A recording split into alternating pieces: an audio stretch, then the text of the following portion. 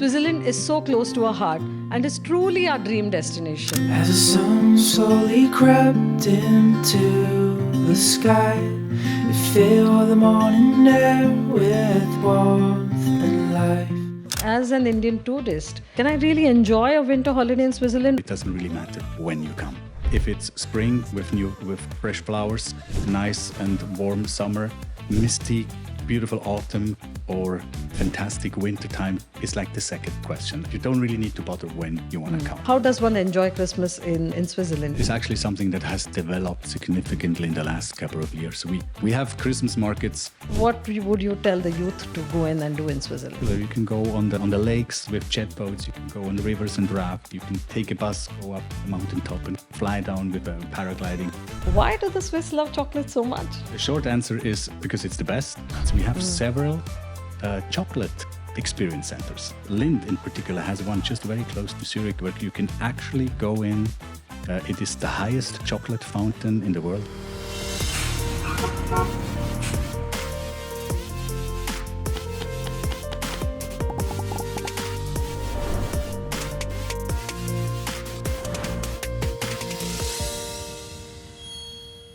Welcome to Travel, Explore, Celebrate Life, a podcast by Veena World where we dive into various exciting destinations so you can have it on your bucket list. And today's country is actually no stranger to us. We know it pretty well. It's a dream destination for all of us because we've all grown up watching it over some 200 Bollywood movies that were shot here. I mean, snow-clad mountains, pristine lakes, beautiful picture-perfect landscapes. Switzerland is so close to our heart and is truly our dream destination. And who better to speak about it than the CEO of Switzerland Tourism, the man that makes it all possible. Welcome, Martin Nydegger. Martin, welcome to Travel, Explore, Celebrate Life. It's a pleasure to have you. Thank you so much for having me. You've just come into India, I think, Martin, and you've spent a few days here, and we've had some road shows and workshops. How has it been? It's been fabulous. I have discovered new places. We started actually up in the north. We took Swiss partners and travel trade, tour operators, travel agencies to a place called Rishikesh, completely strange to me, new to me. So I got to discover a new place, and it's quite fabulous. Excellent. Martin, today, Ritu just showed me the newspaper and I saw some fabulous advertising. You know, as we record today, if you have the Hindustan Times, it's a great idea to grab it and just put your phone over it and augmented reality, like technology coming to life. I'm so happy to see that as the Indian brand ambassador for Switzerland, you have Neeraj Chopra, our Olympian, and of course, for Switzerland Tourism, the brand ambassador is Roger Federer. And it's such a pleasure to watch the ads that I think I'm addicted. I keep going back and just watching the ads just to look at them because it's so much fun. So it's quite exciting. Usually people, choose movie stars and others, and you have two sports ambassadors for Switzerland. So what's the story behind that? Well, I think this, number one, it's really great to have the technical possibility to use this do something, because that's always been the aspiration of Switzerland Tourism, to be a little bit ahead, be a step ahead in terms of how do we reach our customers, how do we reach out to Indians who are interested to come to Switzerland. And now this is like a new aspect. It's a little bit of a novelty, something new, and definitely done very well thanks to my team here, who's here based in India. And of course, it's not only wonderful pictures, it's a wonderful person also. And we are extremely privileged and happy that we have such an authentic, pure person representing Switzerland, because I think this is like a match made in heaven. We really share our DNA, you could say. And he's just perfect for us. And we love working together. That's great, Martin. For Indians, I think it's no longer a question of, will I go to Switzerland? The question is, how many times will I be able to go to Switzerland?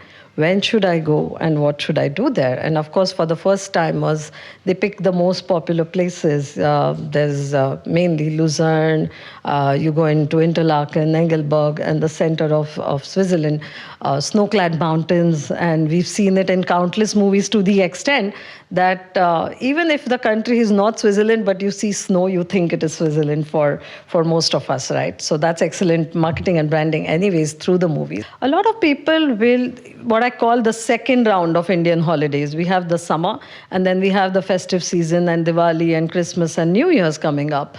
And as we speak, we will be heading towards winter. What is your take on winter holidays in Switzerland? And do you think that as an Indian tourist, can I really enjoy a winter holiday in Switzerland, or will it be too cold for me? Is it really too cold, or it's manageable? Well, I think when we look at the future of tourism in Switzerland, we want to position and prepare our country for a destination where it doesn't really matter when you come. Basically, whenever you have time, whenever you have the savings, whenever you have the need, you pick up the phone or you go to online and you book your travel destination. And then if it's spring with fresh flowers, nice and warm summer, misty, beautiful autumn, or fantastic winter time is like the second question. I think that would be our dream. That don't really need to bother when you want to come. Whenever you have the time, just pack your bags and go. Whenever you have the time, I think that's a part of the convenience. And that's also something, because we do have 4 full-blown seasons. There is not a month where I would not recommend come to Switzerland, but I would give you 12 different itineraries or recommendations what you should do if you come in that particular month. That's really interesting to know, Martin, because usually people hesitate because they think that the only thing that they would be able to enjoy in winter is skiing.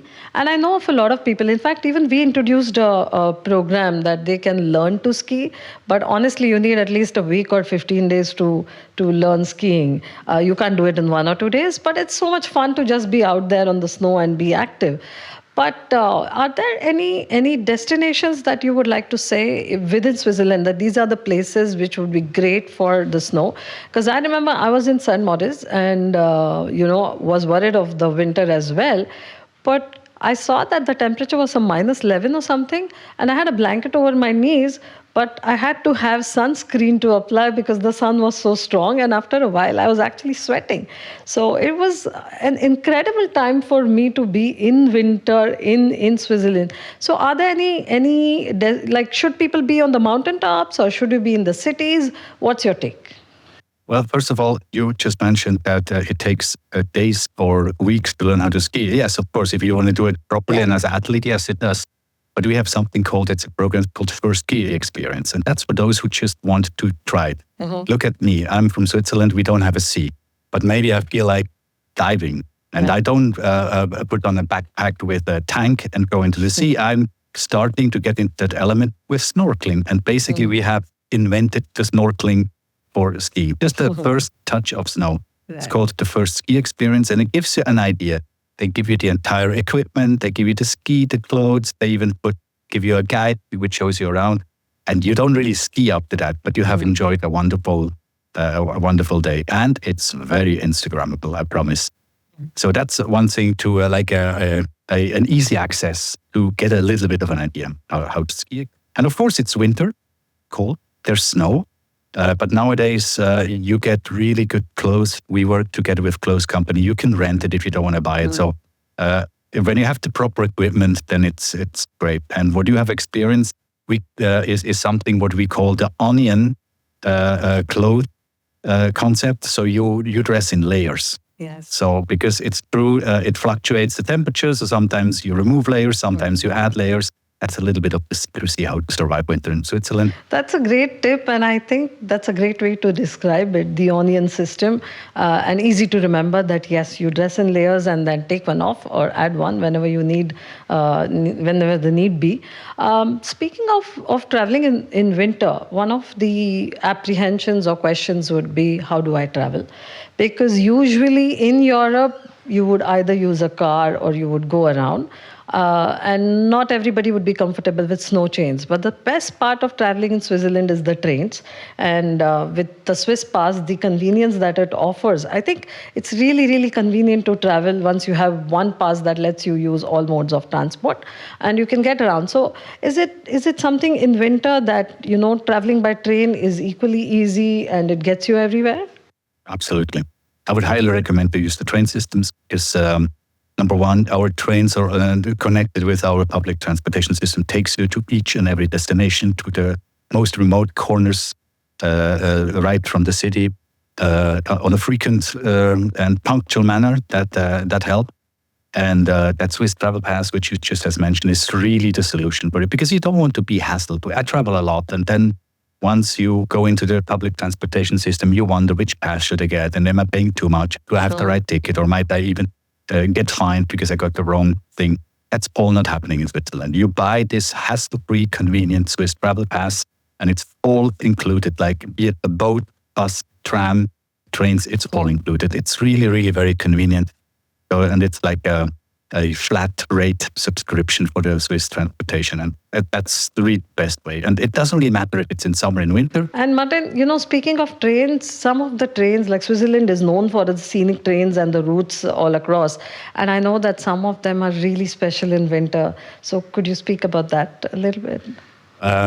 Yeah, we have lines which connect cities. This is more of I would say, mobility and transportation purposes. But what we have is panoramic trains, where actually transportation just becomes the sidekick. Basically, it's about experience, and you don't want it to end. It's so beautiful. So we have, for example, the Glacier Express, which connects Semoritz from the east part of Switzerland with Zermatt, right at the bottom of Matterhorn, that's in the west part of Switzerland. 8-hour train ride, which you feel or which you hope it would take 16 hours instead of 8. It's so spectacularly beautiful. And we have many of those. We have some in the western part of Switzerland. We have some which are really crossing the Alps. Then we have others which connect cities more. There's one particular one which connects Interlaken with Lucerne. So that's the beauty of it, that actually getting from A to B is not a logistic matter. It is an experience matter. So transport then becomes actually the destination, right? You don't worry about, am I just taking the train to go from place A to B, but you really want to spend time on the train and enjoy it because you're in the warmth of the train, and even if it's cold or snowing outside, you can enjoy the view on the Glacier Express and still, get to your journey and enjoy the journey as well. Which brings me to Christmas, Martin. We all of us love and enjoy the season and the festive season. Is it really special in how does one enjoy Christmas in Switzerland? Like with the Christmas markets, where do you go? What do you do? Well, the Christmas market is actually something that has developed significantly in the last couple of years. We have Christmas markets for the longest time, and they have been around for centuries, mostly for locals. So they were there for a couple of days because it was kind of a ritual. It was kind of a festive event. And we have so many customers who fly from far just to come and experience the Swiss Christmas markets. And it kind of gets darker much earlier, so you can start enjoying the markets much earlier in the day too. You don't necessarily have to stay up late at night, right? Like you could be out at 5 or 6 and it would be dark and the whole city is illuminated and everything looks fabulous. Absolutely. It gets dark around 4 or 5 o'clock, so that's quite early. That's a great excuse also to drink wine early, to drink Glühwein early. So that's the moment just where you like can start drinking. Just like we do here. Have. So cheers to that. Cheers. We are sharing here a glass of Swiss white wine, and I hope you like it. It is amazing, I must say. So, Martin, we've established that you can visit Switzerland at any time of the year. And I really like your idea that don't think of, what is the best time to visit. Rather think of when do I have the time, when is my holiday, and then think of what to do. And then you can build up an itinerary based on when you're going and what you see and do. But for many Indians, not many people know that Switzerland itself can be, there are different regions. There are about 26 cantons, and each canton has its distinct idea and a distinct flavor to it. So if you go to the east, you have the Italian experience. If you go to the left, then there's French speaking, and the rest of it probably speaks German. So let's speak a little bit on how these different regions bring a variety to Switzerland. It's not just that you go to one point and you experience Switzerland. So there are different things to do and see in the country.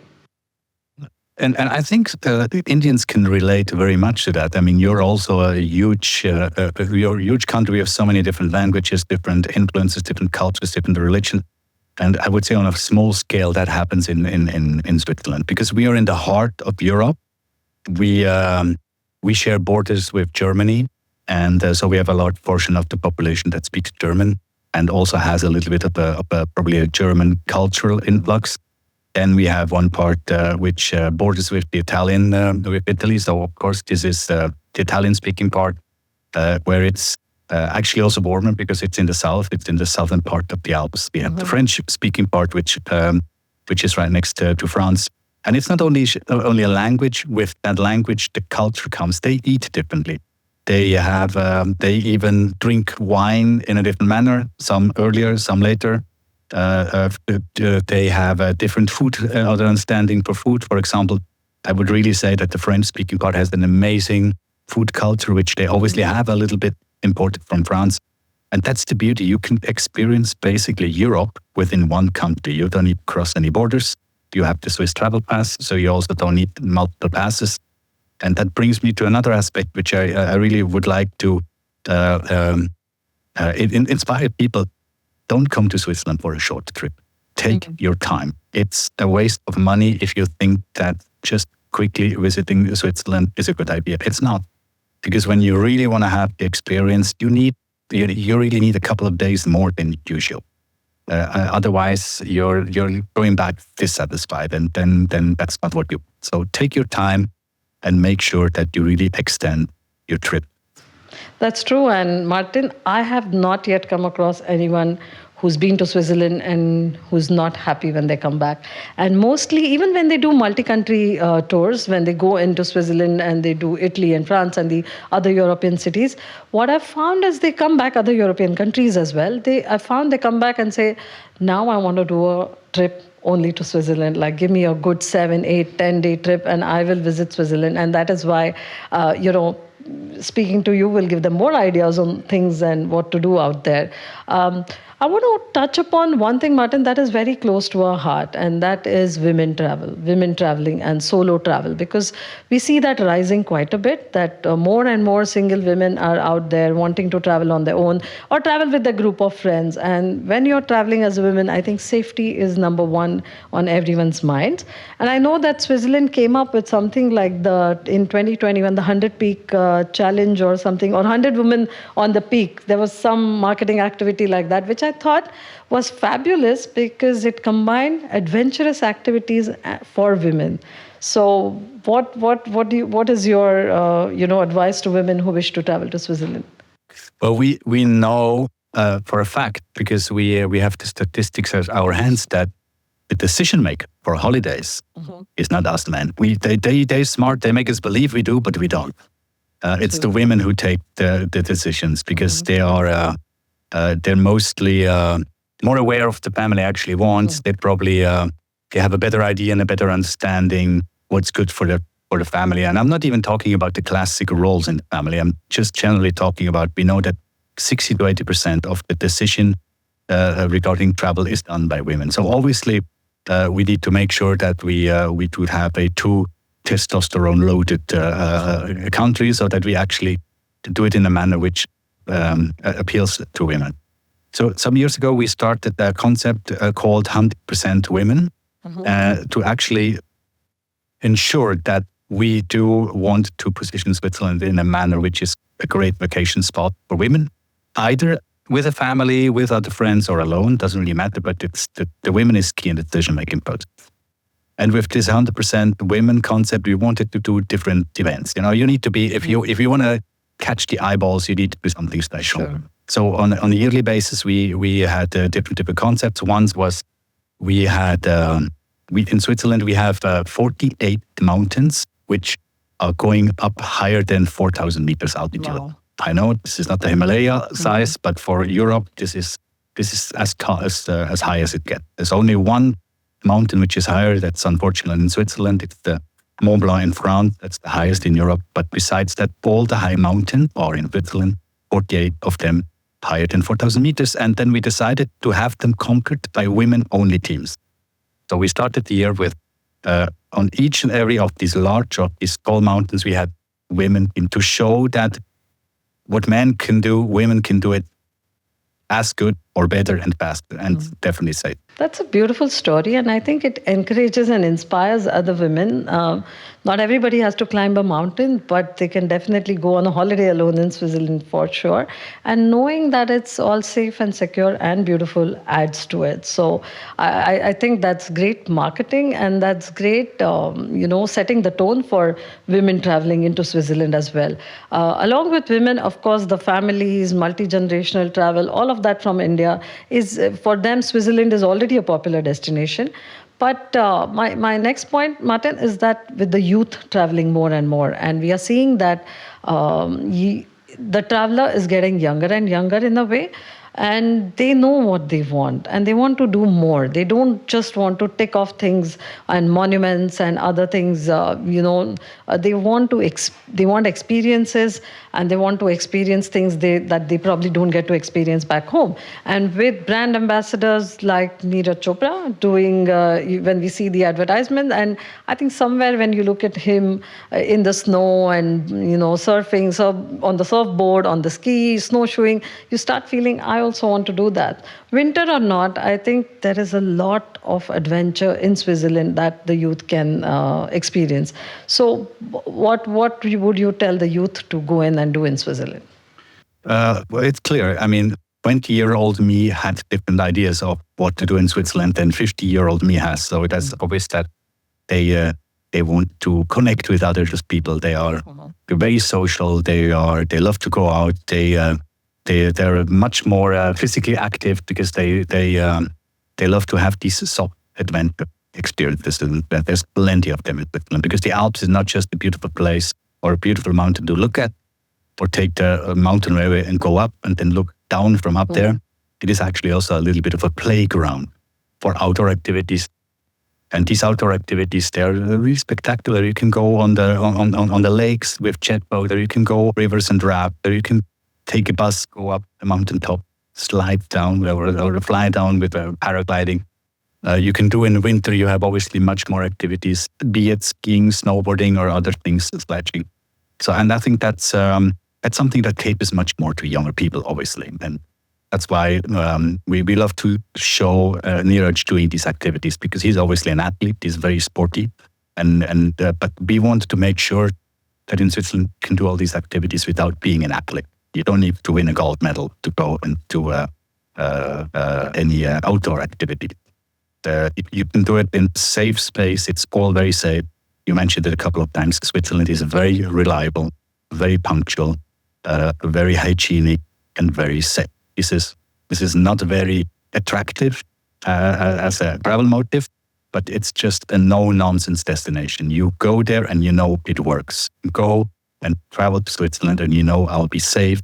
It's a reliable. You can count on people's word. You can count on agreements you have. You can count on the reliability of the system. And that's why also some parents feel good when their kids go to Switzerland on adventure or soft adventure activities, because they know, okay, they want to do something active, maybe something out, but they do it in Switzerland, so they can sleep better. Yeah, have peace of mind. And I can vouch for that. I mean, not 20 anymore, but on my last trip to Switzerland, I did enjoy paragliding in Interlaken.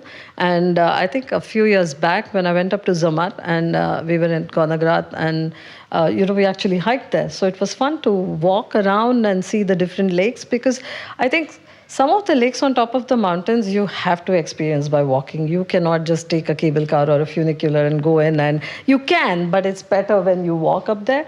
And for those people who find it tiring, I think a great way is to take the funicular up and then come back walking down. So enjoy like a reverse hike if you like, and still enjoy that.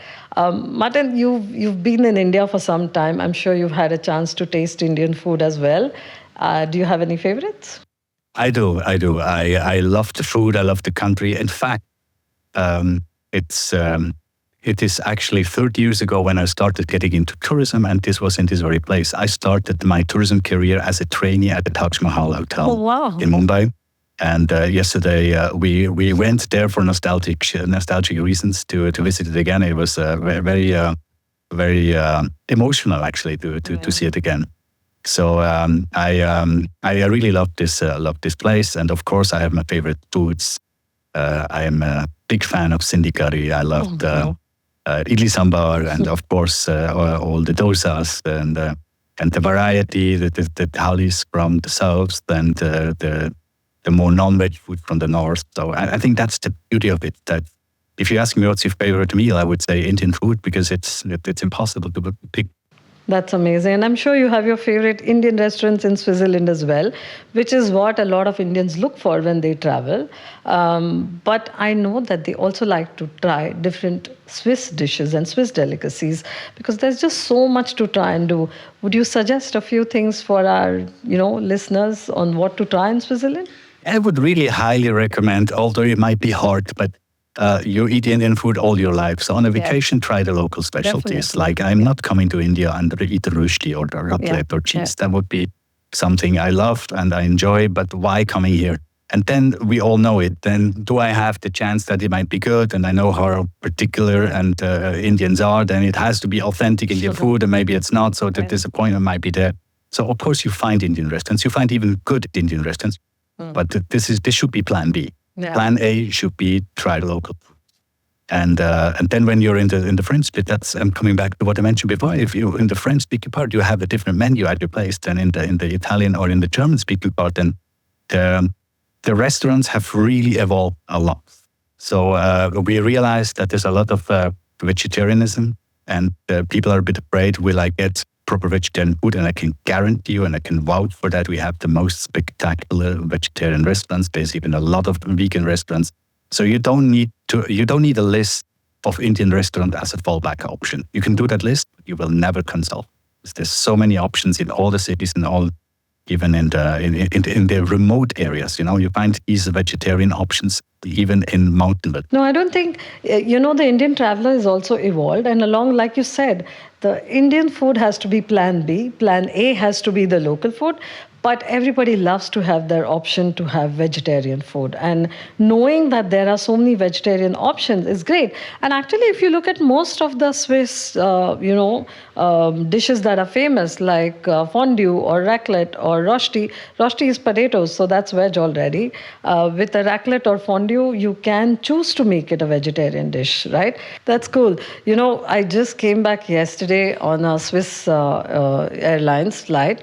And you know what the highlight of my journey was that after the meal, when they came to me with a Lindt chocolate, I think that just was so perfect to have a Swiss chocolate on a Swiss airline. And speaking of chocolates, the other thing, the Swiss are known to be the highest consumers of chocolate, right? And I heard something like the Swiss one Swiss person eats close to 200 bars of chocolate in a year, some 11 kilograms of chocolate by one single person. So why do the Swiss love chocolate so much? The short answer is because it's the best. I think I'm personally probably above that average, because obviously we work very closely with Lindt together. They have just the best chocolate. But besides that, the thing is, you cannot have bad chocolate in Switzerland. So it's, again, something you can basically buy any chocolate. You go to a supermarket and you get quality of chocolate which you will not imagine. And then the moment you go to the specialties like Lindt or other brands, then it is just divine. The beauty about chocolate is it's not just a consumer, it's actually become an experience. We have several chocolate experience centers. Lindt in particular has one just very close to Zurich where you can actually go in. It is the highest chocolate fountain in the world. It's 8-meter tall chocolate fountain. Wow. You learn how chocolate is made, how it works with cocoa bean, how it's processed, how the whole history, why does Switzerland have this long legacy and history of chocolate, that it's been actually invented here, that also the way of making it. And then, of course, at each and every corner, you get to eat chocolate. So it's probably about 2,000-3,000 calories you get from a museum visit. So where does this happen? Right. And for everyone who's been to Switzerland some 10 years back, it's time to go back because there are a lot of new things that you haven't experienced. The Lindt Chocolate Museum that Martin was just speaking about, it's amazing, 8-meter tall chocolate fountain. And I don't think there's any age to really try chocolate there. Along with that, maybe you've missed the Eiger Express, which is the fastest way now to get on top of Jungfrau. So, Martin, there's so many new things happening there. And I'm sure there'll be new things coming up. So what do we look forward to in the future, when we're traveling in Switzerland? Say we're coming in the next 2 years. Is there something new to look forward to? I am working for 30 years in this industry. For years, and I can guarantee you, every week I'm discovering something new. There's so many spots which are there, which are top-notch quality. Just a couple of weeks back, I finally visited something that was on my bucket list for the longest time. We have, for example, the longest subterranean lake of Europe, like underground lake. So it's a cave with a lake with boats. That's just spectacular. Or then we have one of the highest mountain roller coaster. And so the thing is, there's so many existing things to discover. And then you have the news coming up. I would say something that's really also for us new to the market. We have a small village in the French-speaking part of the Alps called Villars. And Villars, they have just recently developed their hotel infrastructure, and it's really at the moment a hidden gem. That's definitely something to visit. In particular, in winter, it's great. Summer too. So sometimes you have whole villages appearing on the market. Sometimes you have a new mountain railway, the Eiger Express, starting from Grindelwald in the Bernese Alps, is something that has opened last year. So we make sure that we constantly improve and renew our tourism infrastructure so that the visitors are feeling happier and come. Sure. And Martin, coming towards the end of the podcast today, no discussion on Switzerland can be complete unless we touch upon the movies. And the movies have shown us how beautiful it is. Like, it makes us feel proud when we see Yash Chopra's statue in Interlaken, when we see a suite in a hotel is named after him. And in fact, not just Indian movies, but Indians are watching K-dramas too. And Isel Walt suddenly shot to fame with Crash Landing on You, and the whole world was watching and seeing that. So do you think movies or TV series and Switzerland would still keep working hand in hand? Absolutely. We are eternally grateful for the fact that Bollywood actually opened the doors to the love channel between Switzerland and India, and this is definitely a huge effect. And we love the fact that these actors of enormous legacy have started that, have had major roles in it. I was lucky enough to be present when Shah Rukh Khan, for example, a couple of weeks back, received the Lifetime Award in Locarno at the film festival. What a spectacular personality! The people went nuts. It was never as noisy as there, and he's such a wonderful person. So it's not just a commercial thing, They make movies and it's successful and everybody is happy. It is much more. I think it's really a mutual love between those two countries. We love the Indian visitors in Switzerland. They love Switzerland, so it's really a beautiful love affair. Yeah, it is a romance that I think just gets stronger and stronger. As we come to the end of the episode, Martin, do you have any final comments or a message for our listeners?